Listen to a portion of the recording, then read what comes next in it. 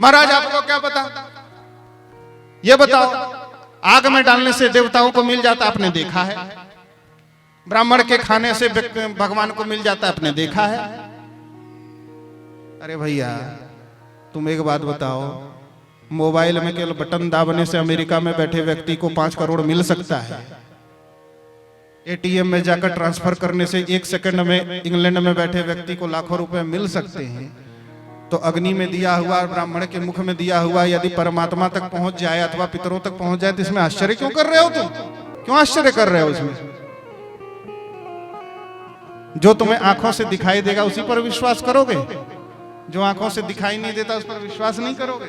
परमात्मा दिखाई नहीं दे रहे हैं आंखों से, करोगे कि नहीं करोगे? आंखों से तो तुमको बैक्टीरिया भी नहीं दिखाई दे, आंखों से तो जीवाणु भी नहीं दिखाई देते, पर यंत्र के माध्यम से दिखाई देते हैं। उसी प्रकार जब तक तुम्हारे पास नेत्र नहीं है, यंत्र नहीं है, तो वो यंत्र मिलेगा कहां से? बोले सत्संग करो, धर्म का आचरण करो, ऐसी दृष्टि तुम्हें मिल जाएगी, इन्हीं नेत्रों से भगवान दिख जाएंगे, इसमें कोई संदेह नहीं। तो देखो बड़ा अच्छा ज्ञान दिया।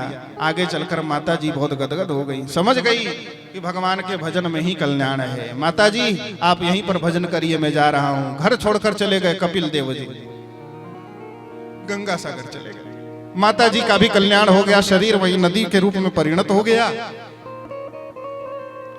ये अद्भुत चरित्र कहकर सुनाया। इस चरित्र को कहते हैं कपिल देवहूति संवाद। बोलो भक्तवत्सल भगवान की जय हो। अब देखो एक अद्भुत चरित्र अब और सुना रहे हैं। स्वयंभू मनु की कन्याओं का वंश वर्णन करते हैं। स्वयंभू मनु की 3 कन्याएं हुई। पहली कन्या आकुति, दूसरी देवहूति, तीसरी प्रसूति। इनके वंश का वर्णन किया और बताया। एक बार दक्ष और शंकर जी में मनोमालिन्य हो गया। सती जी जाना चाहती थी पिता के यहाँ यज्ञ में, शंकर जी ने कहा मत जाइए, पर मानी नहीं, चली गई। वहां जाकर देखा शंकर जी का अपमान हुआ है, तो अपने शरीर को नष्ट कर लिया। तो उस समय शंकर जी ने वीरभद्र को भेजा। वीरभद्र ने जाकर दक्ष का सिर काट डाला, यज्ञ को नष्ट कर दिया। जाकर सबने स्तुति करी तो बकरे का सिर भगवान शंकर ने लगवा दिया और यज्ञ की पूर्ति कराई। आगे चलकर स्वयंभू मनु के जो पुत्र हैं उनकी चर्चा करते हैं। मनु के पुत्र कौन हैं? मनु के पुत्र का नाम है महाराज,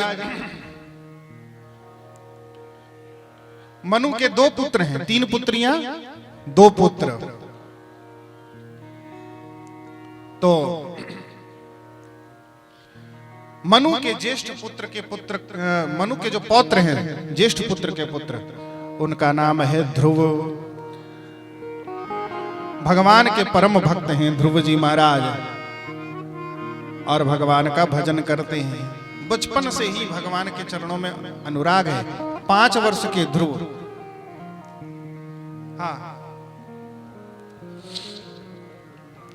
5 वर्ष के ध्रुव महाराज, ध्रुव अपनी पिता की गोद में बैठना चाहते हैं पर बैठ नहीं सकते। एक बार जा रहे थे पिता की गोद में बैठने के लिए, तो सुरुचि ने रोक दिया, सौतेली माता ने रोक दिया, नहीं बैठ सकते। न वत्स नृपतेर्धिष्ण्यम, बेटे यहां तुम अपनी पिता की गोद में नहीं बैठ सकते।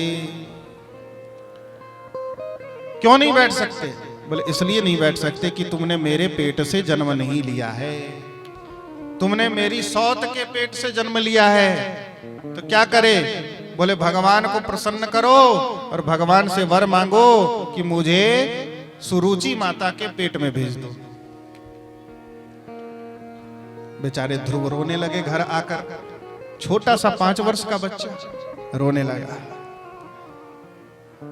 सुनीति माता बड़ी अद्भुत माता जी है। देखो सुनीति माता की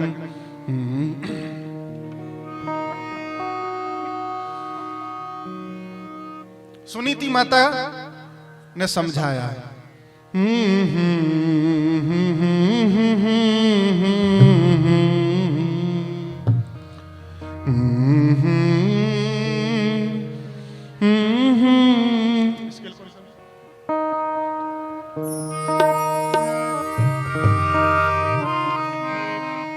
सुनीति जी ने समझाया, बेटा चिंता क्यों करता है, रोता क्यों है? बोले माता जी मेरी सौतेली माता, मेरी छोटी मैया ने मुझे पिताजी की गोद में बैठने नहीं दिया। बेटा तू दुखी होता है, पर दुखी मत हो, जाओ भगवान को प्राप्त कर लो, और जब भगवान प्रकट हो जाएं तो भगवान की गोद में बैठ जाना। संसार के पिता की गोद में बैठने की इच्छा क्यों करता है?